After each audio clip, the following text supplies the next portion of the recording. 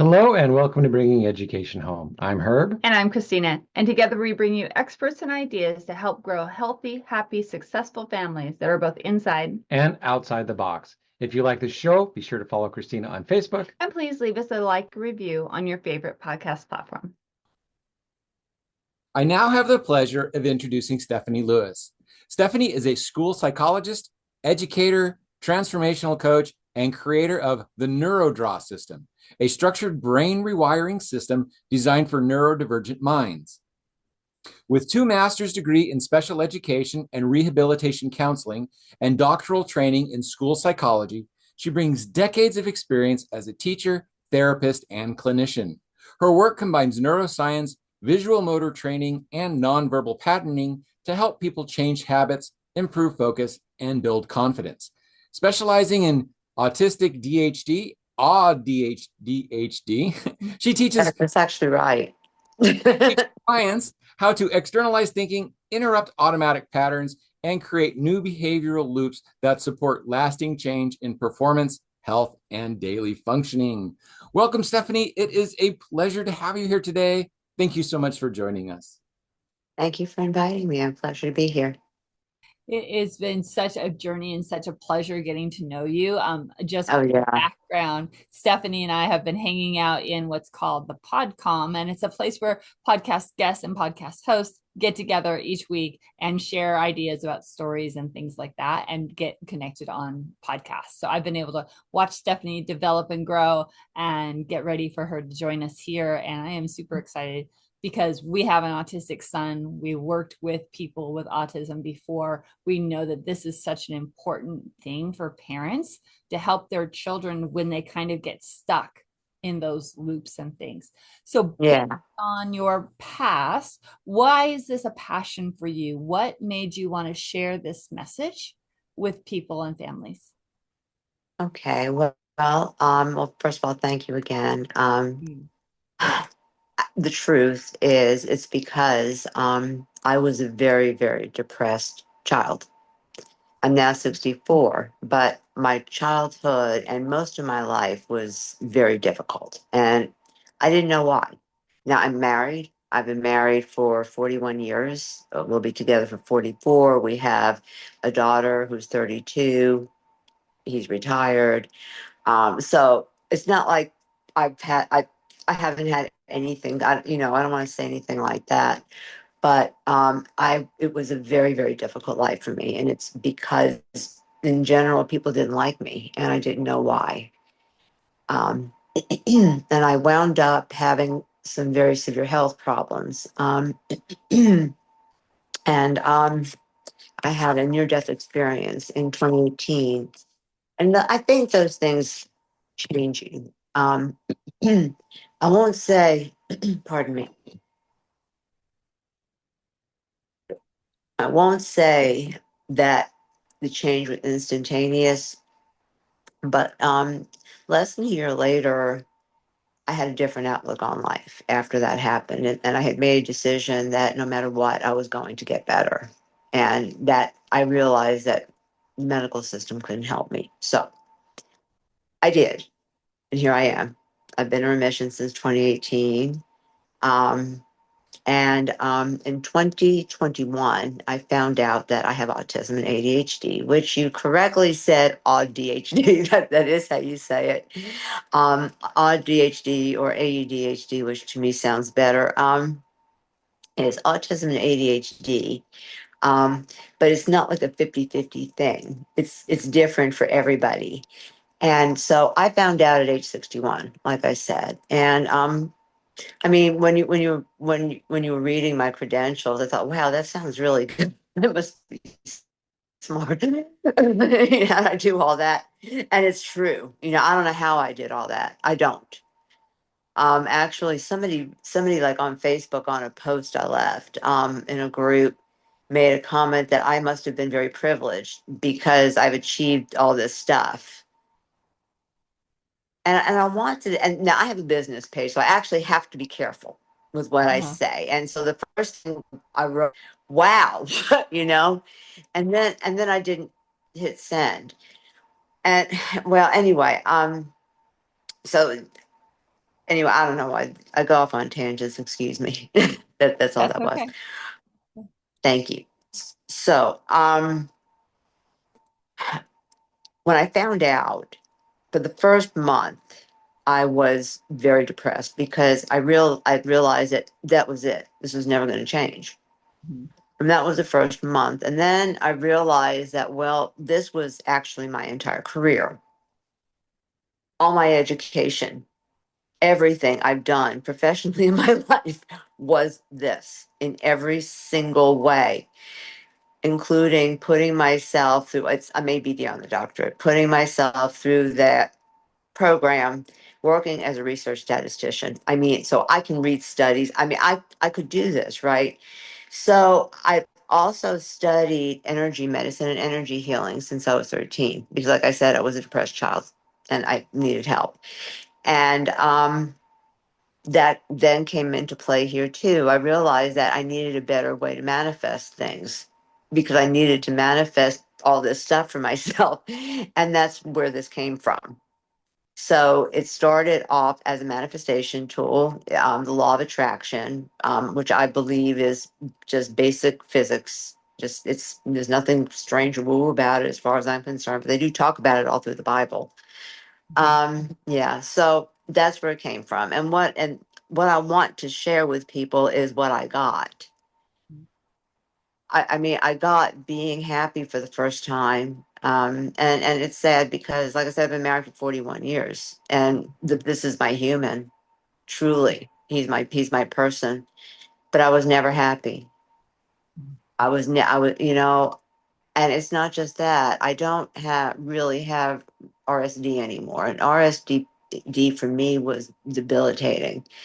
Rejection sensitive dysphoria.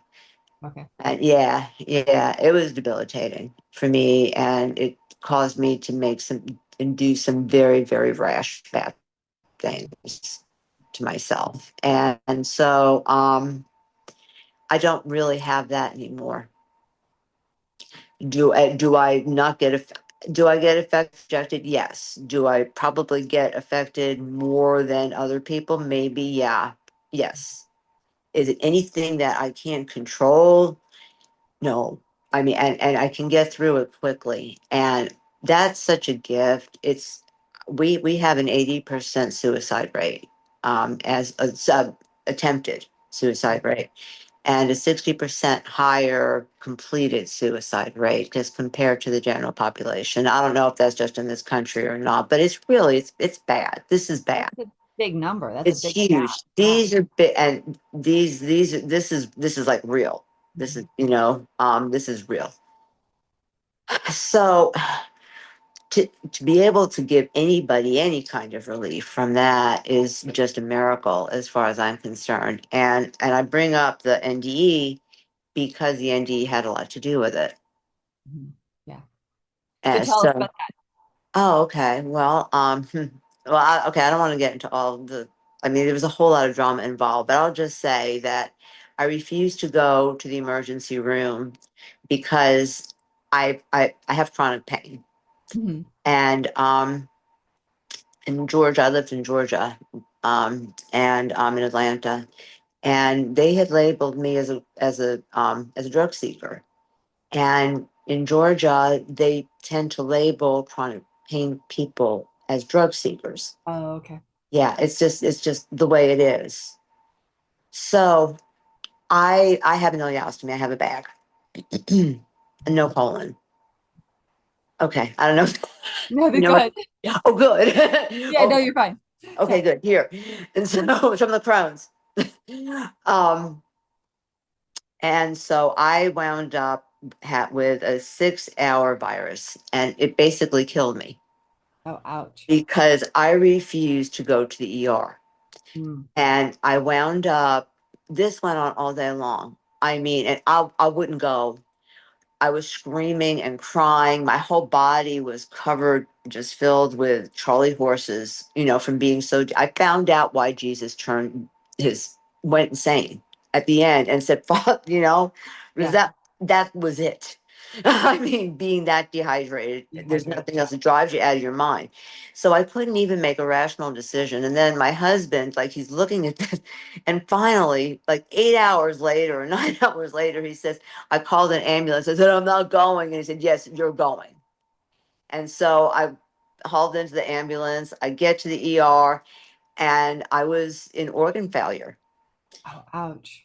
Okay, yeah. So they did give me pain medicine for this. Yeah, at that point, though, I would hope so. Thanks. Yeah, thanks. So they start IVs and all these different antibiotics. And that was part of the problem is I have very bad drug Reaction. reactions. Yeah. And I don't do well with antibiotics, period. And I was trying to tell them that. I mean, I don't know if there was anything they could do, but that was part of what happened, I think. But the main thing is that they forgot about me in the room.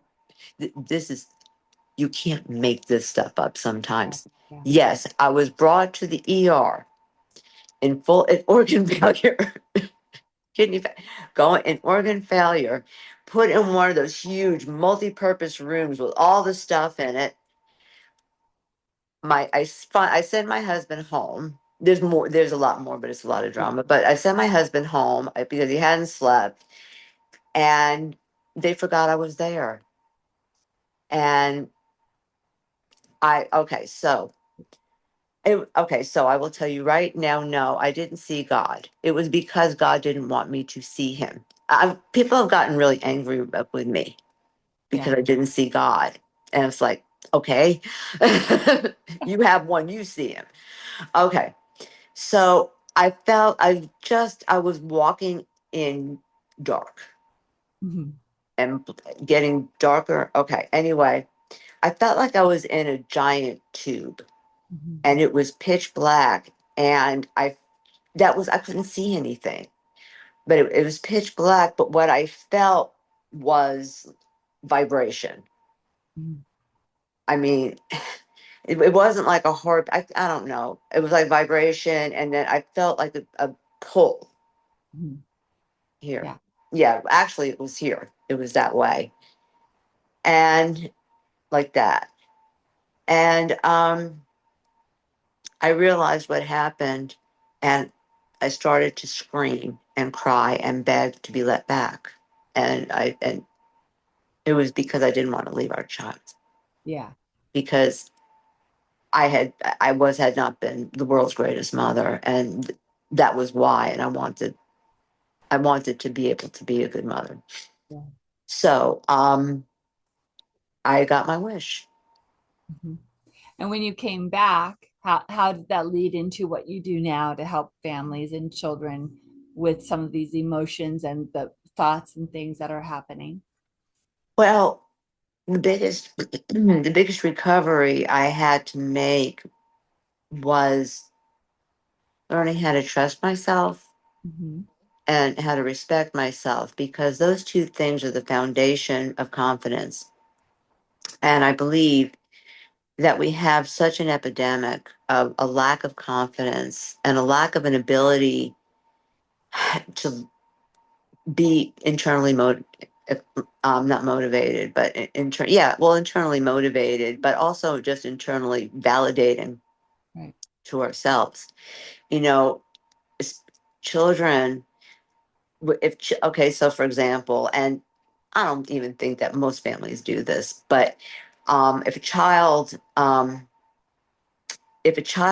is always told that it's more important that their parent approve of whatever they did, then that child is going to have a lot of difficulty being self-validating, right? Well, look around. Look at what the internet is. Look at what's on TV. Outside validation. Right. It's all about that. And it's all fake. Number one. Number two, if we think this is bad, it's not going to take too much longer. And we don't know what AI is going to do. And it's frightening. You know, we're never going to know what reality is. And people don't understand. There is already a lot of AI out there. I mean, not on network TV as far as I know, but it's all over the internet, YouTube, children's programming. There's all kinds of stuff like that. And well, so we've got to do something to make sure that our children don't get caught up in this. Otherwise, what happens to them? So what's your message? How are you helping parents and other families Skills. combat this, right? What are you doing to help them with this? Giving skills. That's what my program does. I also come on podcasts like this, which I very much enjoy, and that way I get to talk and hopefully provide some help this way. I like to write. I have a blog. I write articles. I have a book coming out December 2026 Nice. as well, and that is for adults. Perfect. Can you give an example of one of those skills? Let's give our family something that they can do right now if they have a child who's like stuck in those ruminating thoughts or stuck in that place where they can't maybe express themselves. What's something that the parent could have them do to maybe help get them past that? Okay, so this is not a NeuroDraw thing. This is something that I did when I worked as a therapist for the Troubled Children's Foundation in the 80s. And that was a foster care. I don't know. Yeah. Okay, good. Yeah. I was a therapist for them. And so this is for a child like under 10 if they're normal size. So what you do, so if they're tantruming in some way, acting out or just really because kids can't verbalize thoughts like that. So I'm sure, I mean, we all know, kids can't verbalize it, so it comes out as behavior, right? So to have them jump up and down and have them jump up and down, time them for 10 seconds, then give them a pencil and a piece of paper and tell them to draw in a circle how big it is. And then say, let's jump with them. Jump up and down together again, time it again for a minute and go do it again. How big is it now? And they can draw it inside the same circle. They can draw it next to it. They can make concentric circles. You can do epsilons with it. You can do all kinds of fun things with it. And so you just keep doing it until you can see that it's gotten out. Got it. Yeah, that makes sense because as they're jumping, they're releasing some of that, anxiety or anger or whatever. Yeah. And then connecting it to the circles, the drawing, like you're talking about, helps them express, either how big it was or how small it's gotten. And yeah, it helps to share without the verbal necessarily if they're stuck. Right. Yeah. Language is so tricky. I think language is tricky for a lot of people. Yeah, especially for our autistic kiddos, for our kiddos who Yeah. don't communicate well in the first place, right? I was one of them. Yeah, one of our families, probably more, but when it's time to start working with their child, if he's not calm, they have him go run around the house, and sometimes a couple of times until he gets that energy out and can sit more calmly and focus. So it's not a punishment. It's a way to get that out so that they can focus on the stuff that they need to do instead of how they're feeling inside. It's also a good adaptive skill because it's teaching them and it's teaching anybody that physical fitness and physical movement is the answer or is a good answer for this stuff. Sitting and scrolling is an answer, but it's not the best answer. Right. Exactly. Yeah. Yeah. And it's off of the screen. Off the screen.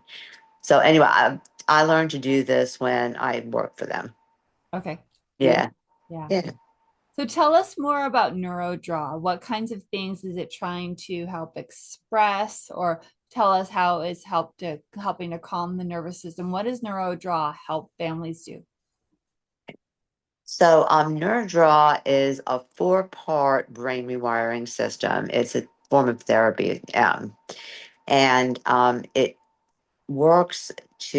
accentuates the strengths that neurodivergent people have, such as pattern recognition and our associative memory, and then bypasses what is the hardest part of therapy for us, and that is language and emotional labeling or processing. Neither are necessary for this to work. It's got 4 different parts. The first part is, uh, ooh, oh God, I'm sorry. Why did I do that? Never mind here. I didn't think to have this. Okay. So this is an example. Uh-huh. And so you can see it's just lines, just basic lines and circles, and that's all it is. And so what MRI studies have shown is that when you draw, whenever you use your hand, the impulse mostly bypasses here, which is where language is, which is exactly what we need so that we can get to back here to the subconscious, which is where we need to do the rewiring, or at least where the memories are that we need to access to get out onto the paper. And so these can take anywhere from 10 minutes to sometimes a couple of hours. I don't ever do ones that long, Yeah. and I don't ever ask people to. And usually you can do these once you learn how to do it, it's in 20 or 30 minutes. Okay. So And that's for our audio, sorry, if you just like for our audio only audience, she's showing a picture of some of the circles and lines and things that she's painted and drawn through this process. Go ahead. okay. So that's one part. The next part is neurolinguistic programming. And I love neurolinguistic programming with this because language is not our biggest, our forte. So we still want to stimulate that part of the brain. And that's what NLP does. And so that stimulates the brain in the same way, but in slightly different parts. And that's very simplistic. And if a neuropsychologist is on there and say that's not it, well, okay, well you would be right. But I'm just making it pretty general. Yeah. Okay. So then the next part is behavioral. I am a huge index card person because I was also a high school special ed teacher and we love flashcards. And so I solidified the memory using just basic behaviorism, just basic repetition. Mhm. Oh, sorry. And then the last part is learning how to briefly meditate or briefly focus. And when I say brief, we're talking about 2 minutes. Okay. Just so that you start learning. Yeah, I know. I I started, you know what? I started meditating when I was 13, and I think I just learned how to give myself dopamine hits for it because I enjoy it. Uh-huh. But I know I'm not. I know it's hard. Yeah, Um, for some people, meditation is like almost impossible, and then other people can learn and can yeah, lengthen it and things like that. So it's just something to keep practicing and keep trying in different yeah, ways until it works for you. yes, yes, definitely. And I have a meditation program that I wrote. If anybody would like access to it, I can share that with your viewers also. Mhm.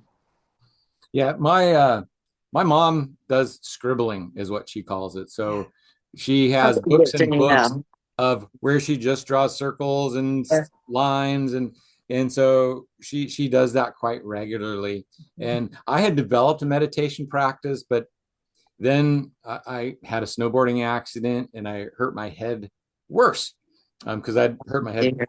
And meditation got a lot different for me after that. So a lot of the things that I had really started to figure out and get a hold of kind of stopped working for me. And so that was really difficult for me because these things that really help people just kind of kept me stable. They didn't seem to improve me. So I really understand what you're talking about. So if you haven't been exposed to these, then starting it is really, really quite helpful. And it's like when I can make myself do it, it is still one of the most beneficial things that I do is the meditating, is some of the cognitive resting, and some of the positive affirmations. They're not even necessarily positive affirmations. It's a future story where I write about what I want my life to be like. Yeah, And then as I meditate, I focus on that and I see where I'm resisting that. And I look at the resistance of why, what's happening there, why this is how I want my life to be. Why is it not that way? And then try and figure out the steps to make that in the middle. But and of all of those, it's like the meditation if I could get consistent with it, has always been the Right. most beneficial thing. But that being consistent with That's anything with me that's at the it for moment, everything. right, That's it for anything. That's how you build a habit. It's just its consistency. right. That's the hardest part for everybody, though. It's not starting, it's ending. Getting to the middle. Right. And well, I Yeah. got pictures of my brain that show why it's more difficult for me. I got like a big Yeah. wank in my left prefrontal cortex and Um, I hurt both of my parietal lobes.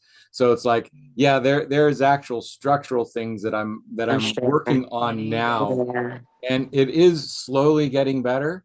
If you'd seen me 3 years ago, 4 years ago, man, I was a wreck. So I am doing tremendously, tremendously better. But it's been a slow process. So I I bet you're really very grateful that you're okay and that you're still progressing. sometimes, it's I'm Is it yeah, hard? that's part of the problem is my anterior cingulate is overactive, and that's where worry and doubt and Yeah, I fear know. live. Yeah. So when I Yeah. can calm that part down, which is not as often, Yeah. so yeah, I've got interesting issues that make that a little more difficult and a little more challenging. So when I do get it right, I am very appreciative, but a lot of times it's hard for me to find that. And then the consistency is a little more difficult because of those factors. But Yeah. I'm creating lots of things to try and external help to make that a little easier so that I don't have to rely on my internal workings As much, yeah. as much. I wanted to jump back to the drawing part a little bit and talk Um, about that a little bit more because you do circles, you do lines, different things. Herb was talking about his mom doing scribbling. I know sometimes she does like a whole bunch of numbers over and over, and sometimes she does different words over and so over. this is a little different. Yeah. Okay. I'm sorry. So Okay. Talk about it. Yeah, yeah, that's what I was I hoping didn't you'd do explain. yeah, sorry about that. I didn't do a good job at that at all. So what you're doing is you're drawing out. So you start with an intent, right? Mhm. And you're drawing out the intent. And that's what these lines are. These lines, well, not you can't this one's kind of different. But what winds up happening is you get a neuron chain. Okay. So it's really pretty cool to see. Mhm. And this one actually is just something different. It's just the one I grabbed. Um, so that's the first level. Then there's archetyping or the coloring, which is based on Jungian archetyping. And by the way, this is a form of neuro art, so I did not create this whole thing myself. I did not, nor did I do that in 3 years for that matter. That would have been crazy. So this is my take on it. And so the brain recognizes the colors Okay. and but yeah, and then the shapes, the circle, there's more than one shape. Circles are something that like your wedding band. The brain recognizes circles as completion or peace. And then these are my favorite ones, the thicker lines. These are, I call them angel lines, but they could also be community support or divine guidance. And this is bringing in the big troops. Uh-huh. And then this main circle here, which really looks bad, this main circle here is kind of bringing it all together so that you know this is finished and there's a resolution to it. And I think this was my weekly schedule, actually, and that's why it looks like that with all the Oh, circles. Yeah, interesting. yeah, Okay. yeah. Yeah. I do that. I do that at the beginning of the week. Mhm. And then at the beginning of the month, I draw out my monthly goals. And that's when in the group, my course, that's what we do together as well. Beautiful. I love that because yeah, if we can teach these habits when kids are younger, right? First of all, get us adults on track, but then if we Right. share some of this with our children as they're growing and understanding, Most definitely. then they And have to lean back on. Yeah. right. And so what happens when you teach children this is they learn that they can put their feelings on a piece of paper. They Okay. don't have to carry it. Here it is. It's done. You made it look the way you wanted to, and it's done. Mhm. And this then becomes the neurons. This then becomes a habit in the brain. Yeah. So instead of stuffing the feelings or stuffing Right. the emotions, let them Right. out, let them be processed. Right. Yeah. Right. Then that's why this works as therapy Mhm. because there's it's using a technique to external, Yeah.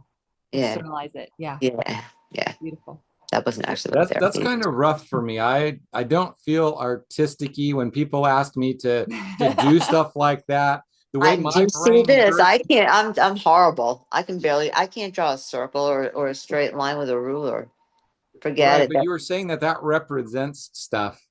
And Well, so for it me, might. when I try and do that, it's like I just kind of go blank and it doesn't make sense to me. Yeah. But that's Yeah. again, that's kind of me. Kind of the process Yeah. as Right? Like well. some people Yeah. I work with, Yeah. it's like they trying to go into somatics and it's like, okay, well, where is that in your body? And it's like, what do you mean? And it's like, well, what color is it? And it's like, how big is it? And it's like those kind of questions they don't make sense to me because I'm almost always in my head.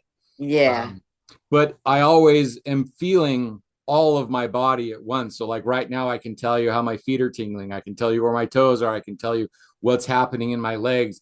But to put an emotion there or to give it a color, those things don't make sense to me. So I'm always in my head, but I'm always incredibly aware of my body.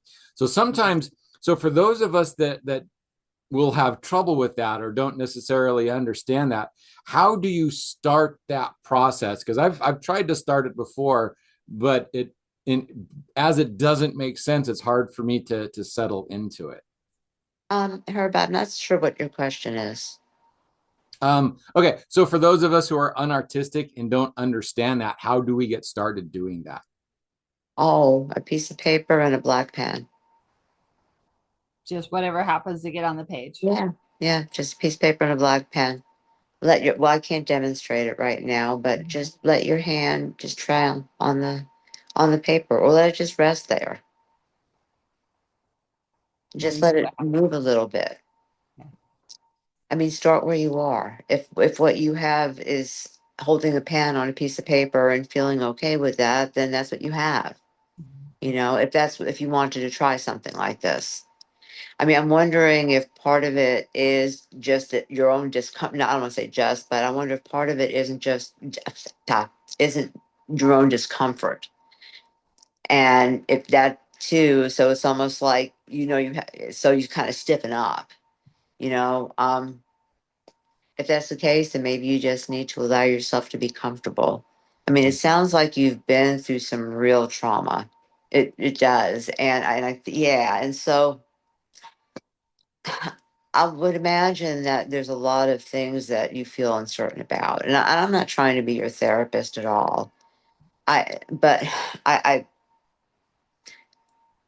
So as a hear me. kid, I did used to Hear draw me. circles Yeah, and I would overlap them. So later in life, I learned that it was basically the flower of life. So I would just yeah, circles and love then I that. would, or like color them. So I would like Yeah, color, but yeah, I would draw the flower of life over the whole page. So it becomes, it's not the flower of life after you get, I think, past 4 rings, but Out of ways. I would just, try and make it real simple. It was great when I finally found a compass because then I could like do the whole page.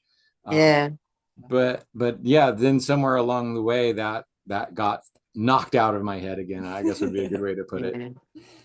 yeah. But yeah, so I could draw circles, but Yeah. You know what? I have a whole practice where that's all you do is draw circles because it's soothing.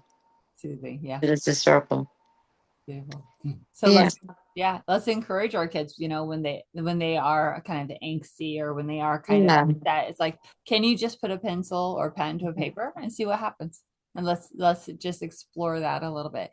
And I was thinking also maybe music, because sometimes different music can help people like, engage or interact or anything. Do you ever use music when you're doing your drawing therapy? No, and Okay. the reason is I need my attention to be on what I'm doing. Got it. And so for me, I get very involved with whatever I'm listening to very quickly. And there's no way. Yeah. Yeah. I mean, I can't listen to music when I'm going to sleep. Got Even it. nothing. I start singing. I love it. Oh Yeah, yes, ridiculous. that is awesome. Cool. Well, Stephanie, this has been a very interesting conversation. I love where we've gone and, encourage parents to help with their children express in different ways. Is there anything that that you wanted to talk about that we didn't talk about today so far? I don't think so. Okay. It's Beautiful. just Can a you pleasure to share? join us. Okay. Can you Yeah. share how people can get a hold of you? Because I bet this is going to be interesting to a few people. Where can they Can I put in the chat? just say it out loud, and then I'm going to have it in the show notes down below. But we just like to say it out loud. Oh, so that's people fine. are listening. Yeah.